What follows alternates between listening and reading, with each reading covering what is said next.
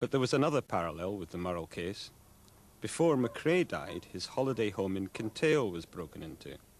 The same thing had happened at Murrell's holiday home in Wales, shortly before she was murdered. I don't think anything that mattered at all was taken. Willie did mention it to me because, again, he was quite gleeful over it. His words to me were, they didn't get what they were looking for.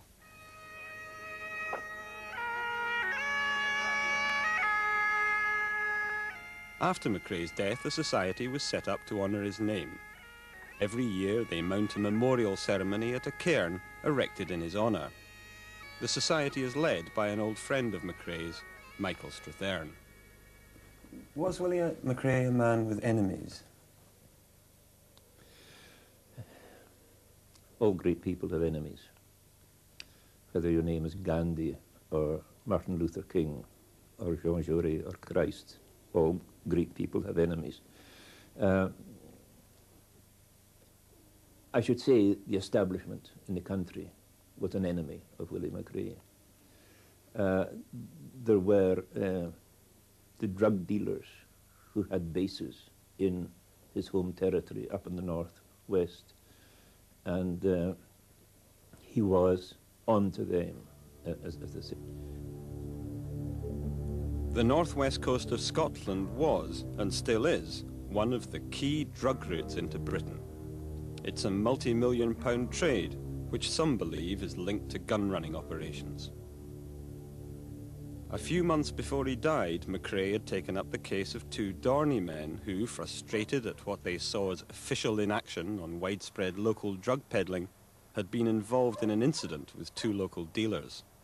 Willie Macrae offered to represent us in court, and he was very pleased to do it, and he showed a great bit of interest. And the more the case went on, I got an impression that Willie was into something bigger. You think he could have been about to nail the big suppliers? Well, give me that impression, yes. Yeah. So Macrae's anti-nuclear and anti-drug activities may have made him enemies, particularly if he had information on the suppliers. But there were other aspects of his work which would have made him unpopular in some quarters.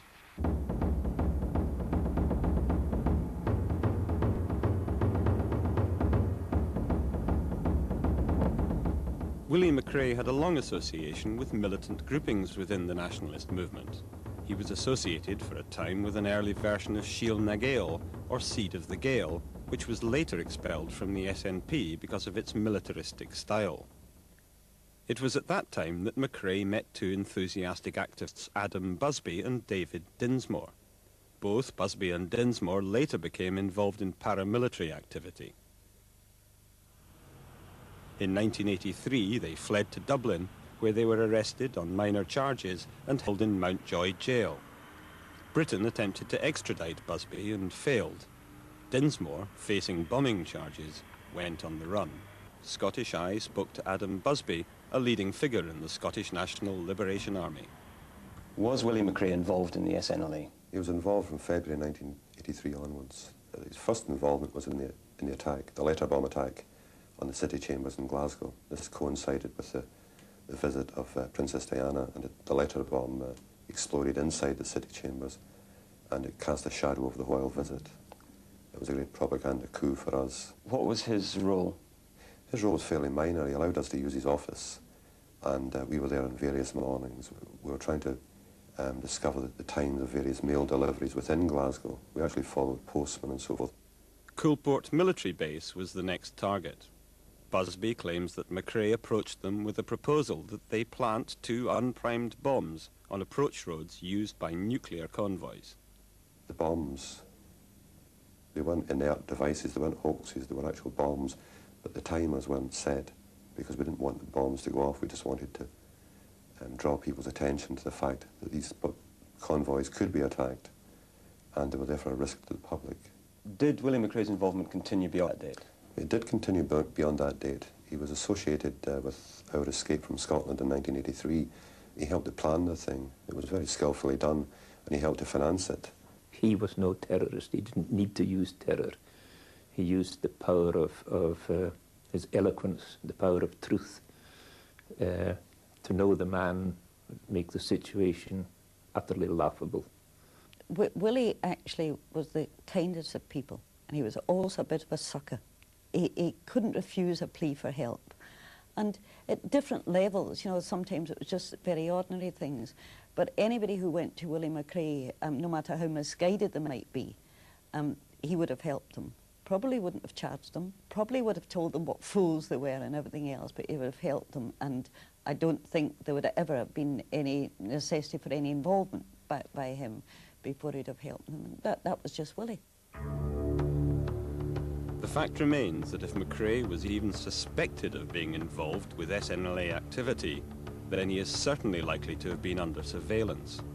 In fact, there are suggestions he was watched long before any alleged involvement with the SNLA. He knew he had been under surveillance, but he just didn't care, and he kept on doing his work. Dinsmore, too, has claimed Macrae was being watched. His words are read by an actor. I then left Macrae's office and saw a car which resembled one used by Special Branch in the immediate vicinity. It was a small light blue car with a black vinyl top, a Triumph, I believe, and contained two men who were obviously watching me. It was almost certainly the Special Branch vehicle BGS 425S. When I reached George Square with Adam, I spotted another Special Branch vehicle at PSG 136X. Scottish Eye has investigated ownership of these cars.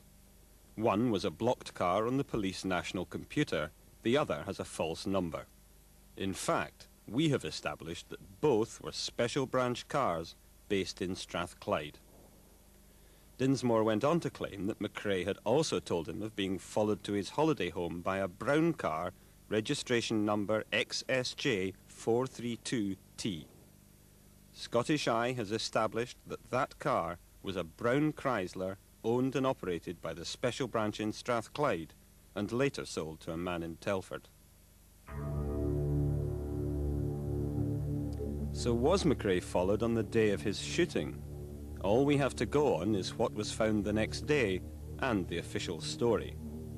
On the 11th of April 1990, the new Lord Advocate, Lord Fraser of Carmiley, issued another statement deploring the continuing ill-founded speculation and discussion of increasingly fanciful and bizarre theories.